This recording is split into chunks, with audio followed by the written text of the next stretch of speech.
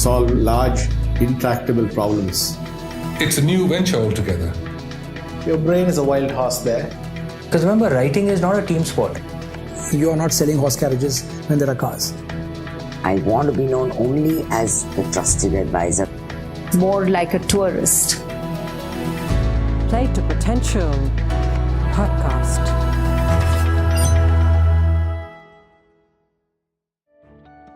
Welcome to the second part of the highlights from the Play to Potential podcast in 2017. If you got here directly and want to catch a glimpse of the part 1, do click on the link here. In the first part, I talked to my guests about their early childhood experiences, some of the choices they made early in their career, and also about how some of them thought about entrepreneurship and specifically the gig economy. Let's move to part 2. I guess the big question in front of all of us is, given the change around us, how do we become relevant? How do we stay relevant rather? Let me share an insight that I got from Atul Kasbekar, who's a celebrated photographer and now a producer. He shared an interesting insight in the context of how the world of photography was getting democratized given the smartphones and some of the post-processing technology that's available in front of people today. You don't want to be the last guy selling horse carriages when the car dealerships have arrived. Why I say this medium has become so democratic is because on a given day, the doctor can take a great picture. On no day can you either prescribe medicine for one of his patients, nor can you perform a heart surgery. Yeah. Forget it. Yeah. Okay, so that ain't happening. Digital or no digital, Yeah. So on a given day, that guy you can't design that building, but your architect can take a world-class picture. Yeah. With the machines getting exponentially smarter over time, given AI and ML, I guess all of us are left with a question around how do we really stay relevant and how do we really skill ourselves for the jobs of the future. And maybe a good place to get an insight here is from the world of chess. I had the opportunity to talk to Vishy Anand, who had an interesting insight around the role of humans in a world where the machines have gotten exponentially smarter. One of the things that's forgotten sometimes is how rich chess seems now, because the machine has shown us how many things we had rejected which turned out to be possible. Very interesting. And how many areas we thought were closed forever have opened up again. I'm no expert in AI or ML, but at some level it was actually quite reassuring to hear Vishy talk about the fact that it opens more doors than it shuts doors. And how do we reinvent ourselves to take advantage of the opportunities that come up? I guess is a key question in front of all of us. So in my conversations with people, I did try and get to the bottom of how people pivoted in their journey and tried to get a sense of what was the experience like at the foothills of the new journey. So I want to pick up an insight from Viren Rasquinha, who used to play hockey for the country. Then he took a break and went to ISB for an MBA. And then he joined the Olympic gold quest. He said something very interesting in the context of conviction in your own beliefs. And again, people thought that I was mad. And so history sort of repeated itself. When I was in 10th standard, they thought I was mad. When I quit from hockey, again, people thought I was mad. And when I'm taking a not-for-profit after I had a huge education loan, again they thought I was mad. So now I'm getting sort of used to it. So, but again, as I said, I've always followed my heart, followed what I thought was best. And I've been lucky enough that my parents have never interfered and they've always trusted me. While Viren talks about the power of conviction, another guest of mine, Amish Tripathi, spoke about the power of pragmatism in these contexts. He's somebody who's transitioned from the world of financial services to the world of writing. Look, I come from a middle class family, okay? So I always joke कि भाई मेरे पास बाप दादा का आशीर्वाद है, जायदाद कुछ नहीं है. So I have to be pragmatic and practical in my career decisions. I have responsibilities. I'm blessed with a child. I have a wife. So I resigned only after my second book. When my royalty check became greater than my salary check. I think this perspective around pragmatism is all the more important when you're taking the plunge into a completely different domain. And here I want to pick up an insight that I got from Papa CJ, who has an MBA from Oxford and transitioned from being a management consultant to a stand-up comedian. One of the best pieces of advice I got when I was starting out was, it's very important for you to grow in the dark. Because the second you hit the limelight, you don't have the freedom to screw up. So I find nowadays people are too much in a hurry to get famous or to get rich or to get opportunities. But if you get an opportunity that is too big for you and you fail, it might be a while before people look at you again.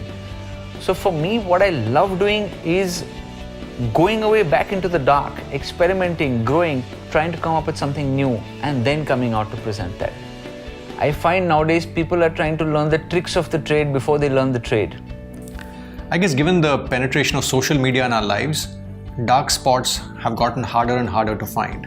And here I want to pick up on an insight from Nandan Nilekani, who's reinvented himself several times over.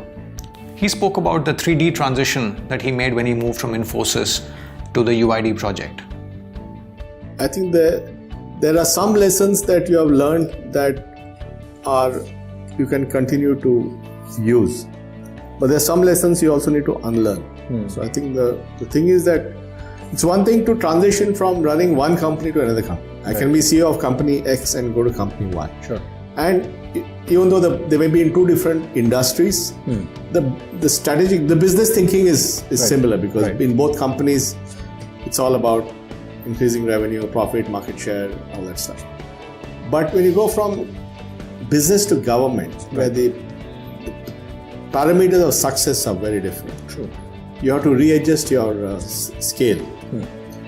And so what I took from Infosys was the bias for action, the focus on timelines, accountability, being transparent about decision making, and so on. But what I had to develop, though I had that thing in Infosys, was how to do consensus building, how to get a bunch of people who have different ideologies, different priorities, how to get them all to align on one goal. Right. So that skill, while I had it at Infosys, that skill had to be developed 10x when I went to government. In my work with leaders in transition, I realized that the first 90, 100 or 180 days cannot be left to chance. Both the incoming leader and the hiring leader and the organizational ecosystem needs to work in tandem to ensure that the leader is set up for success. And here I want to pick up an insight from another guest of mine, Karthik Reddy. He's a venture investor, and he spoke about the challenges when consulting professionals transition to the world of venture investing. So if you take consulting, usually most people apply very well established frameworks, and venture is all about destroying them. Right? So if you come and say, my skill is to apply the framework and build a new one and know where the world is headed, and I'm going to be the innovator of that framework. And it's not like they have to be a genius, they just have to learn from the market. Right. They see 6 new different types of marketplaces working, you become an advocate. So you will see a lot of guys who are like, in the US, they're like, blogs are followed by 100,000 people. And that's because they're thought leaders in this classic consulting mindset, consulting frame. Some of these are journalists, some of them are consultants, but they've gone and applied that core skill to venture in the way they should. It can easily be a trap in the other direction and say, oh, this doesn't work. That's precisely the point. 9 out of 10 great businesses in using tech and disruption and in the short life cycles that this is an exciting business, venture is an exciting business, happen only because you've disrupted an existing framework. When people transition from one context to another, I guess it's important that they bring their skill sets, but often they need to rewire the mindsets. And here I want to pick up on an insight from Raghu Raman, an individual who spent several years in 3 different environments: the army, the government, and the private sector. Countries like the US, or for that matter even Europe, you realize that a large part of their spurted growth happened immediately after the Vietnam War or after the Second World War. And of course, there was a lot of nation rebuilding and all happening. In our conversation, Raghu spoke at length about the reservoir of leadership that we have in the armed forces, and also spoke about the fact that it's not just a course that they do and then you throw them in a new environment in the corporate world. It's going to take a lot of effort to help them adjust and succeed in the new environment. One of the other things I do in my conversations is to try and get to the bottom of how people grew to the top of their profession. And one of the themes that all advisory professionals care about is the notion of being a trusted advisor. Whether it's a lawyer, a consultant, or an investment banker, that's the Holy Grail for a lot of them. Today I don't want to be known as a lawyer. I want to be known only as the trusted advisor of all my clients, not just one, all. because they should be reaching out to me for that softer yes or no. Should I, shouldn't I? What do you think? And the answer is so important because you know it factors into that decision. The notion of trusted advisorship is an interesting one. And one of the leaders I was working with had an interesting way of approaching it. He broke it down to intent and capability. But the interesting point he made was that while the education system and the training programs that we go to take care of the capability building, intent is often something that's sort of hardwired in a lot of us. So that's an insight that stayed with me in terms of how we break down the notion of trusted advisorship. The other theme I discuss with my guests is this notion of women and leaders. And here I want to share an insight from Vedika Bhandarkar, who's a fellow IMA alumnus and had a successful stint in the corporate banking world and now is in the not-for-profit world. So I think the first thing which really bothers me many times is very often girls seem to make the call that you can either have a good career or you can have a good family life. And I always feel that it's not an either or situation if you want it that way.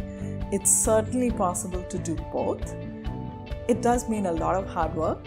It does mean a lot of networks that you need to build. It does mean a very great partner, spouse, right? But you can do it. And so the first thing which I really get annoyed with is oftentimes girls saying, oh, but I can do only one. So I say, be greedy, aim for both. So I don't think there are any magic answers here. For example, one of my earlier guests, Zia Mody, had the opposite view that you can't have it all. But I guess the key takeaway for me was that you don't have to make false compromises in these situations. Moving on, another insight worth sharing here was something that I heard from Rama BIjapurkar. I think everybody should fundamentally think about what is the essence of winning faith in people. And I think not be afraid to say that this is the way I want to win. I guess in a way, this statement from Rama captures the essence of the podcast. I guess each one of us is on an individual journey, and the podcast is about talking to different people and curating those lessons. No silver bullet, no magic answers that can transform our lives, but hopefully perspectives that help us reflect, ask better questions to ourselves, and hopefully make better decisions and lead more powerful lives. Just to wrap up, it's been an incredible year of learning, having these conversations with these accomplished people and busy people. So first of all, a humble thank you to each one of them for making the time and for sharing the journey so candidly. If you want to get a little more detail on any of these journeys, please visit playtopotential.com. I've tried to curate the conversations by creating subheadings so that you can really get to what you want in an efficient manner. I truly hope that 2018 is a wonderful year for you and you get to play to your potential in 2018 and the years to come. Thank you.